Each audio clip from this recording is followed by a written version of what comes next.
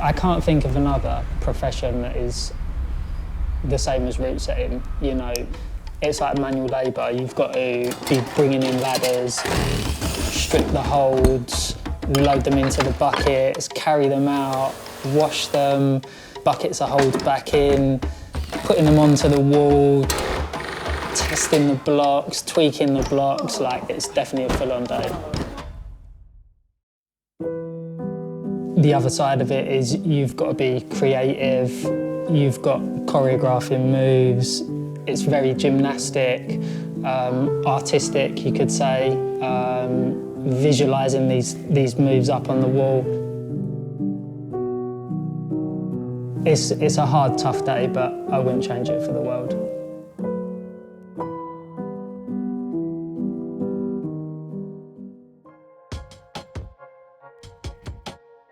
So I used to be an estate agent, never been into conventional sports, football or, you know, anything like that. And I just one day was like, I need to start getting fit or do something. Googled climbing, which I remembered I'd done like years ago, and found Mile End. And like, that was it. I was coming like 3 or 4 times a week, and within the space of a few years, I quit my job and like wanted to follow it like full time. It was definitely like a passion for me. I was lucky to be taken under the wing of some guys at the Wall and learnt route setting, and that was like 10, 15 years ago now. And in that time, so much has changed. There's centres opening up all over the place, and you know, we've got climbing in the Olympics, and Mile End's quite unique in the fact that it's got the old school with the new school, you know. I've worked quite hard over that time to build up a reputation that we've got some of the best setting in London and hopefully in the country, and people travel from all over the place to come and try the route. So really the future for the Walls is route setting.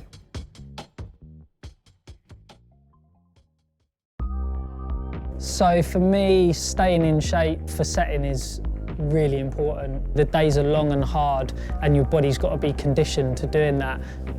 I think you have to be able to definitely climb, you know, what you're setting.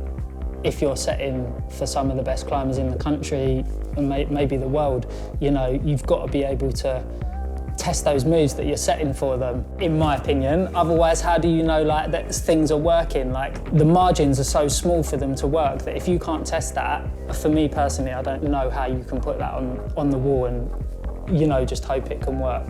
And you've got to be physically in shape to do that.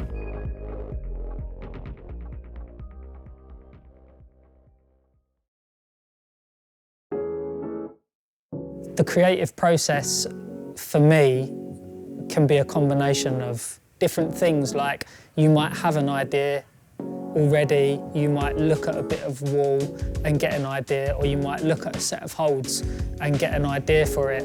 And I think if you set on a regular basis, that's always evolving and changing. I think I'm lucky that I am always just psyched, knowing I'm working with a good team and I've got a good hold selection, or like there's a different concept to do, or you just don't know what's going to happen. But I think the psych is really, really important for you to stay fresh, you know, as a setter. It's just amazing to be able to have a blank canvas and sort of like leave your mark on the wall.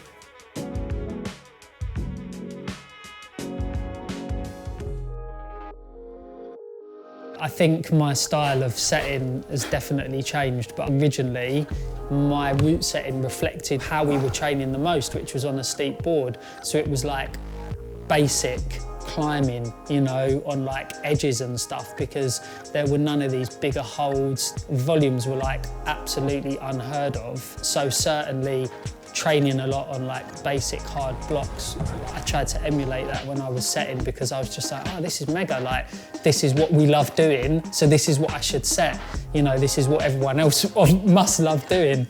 But over the past few years, you know, a whole new style of climbing has emerged, and with that the settings had to change as well, becoming a lot more complex and physical, and the grips have changed. Now there's all these big volumes and like fiberglass to use, and the setters are using them to almost create art, you could say, on the wall.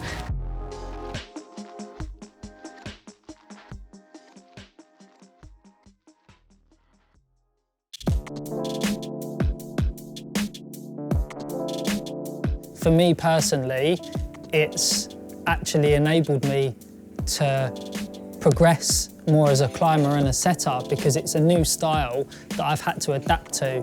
And not only have I had to learn to set it, but I've had to learn to be able to climb it as well. And that's its own set of challenges. You know, a different type of strength is needed, a different type of confidence is needed. There's so many different aspects. It's amazing for people to watch when they're watching guys do like triple paddles or like sick moves in the World Cup.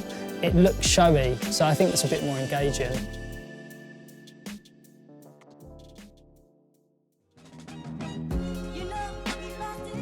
Setting a good block, I mean, it's like making a cake almost. Like all the ingredients need to be in there to come together for it to work. You know, are the holds comfortable for people to use? Are things in the right place? Generally, I think something should be visually appealing. It should draw someone in to want to climb it. The movement should be really cool. And always, like with most things, more heads are better than one. So when you're with your team and other people are testing stuff and other people's opinions are coming in, that's all the different ingredients coming in to make it, you know, a better product for people to climb on. I think what we'll do is take the second bubble off so that you smash into the first one. We'll put it a touch higher so it's a bit more of a move. You match into it and you just smash up into the slot.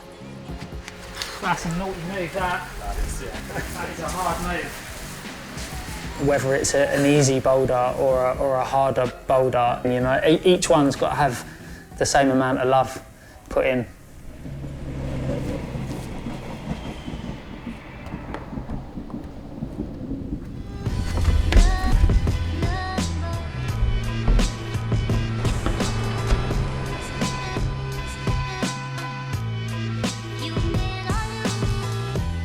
For me, a good boulder problem at any grade leaves the climber having learnt something. So they couldn't unlock the sequence or the body position, or they didn't have the confidence, and they learned something, a skill that they didn't have before.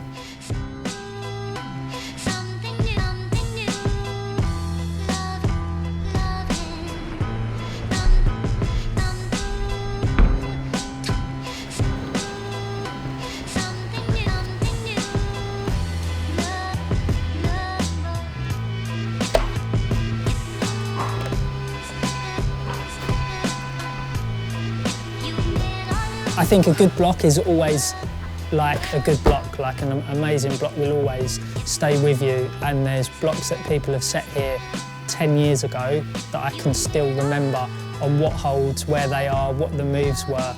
So I think a good block is timeless.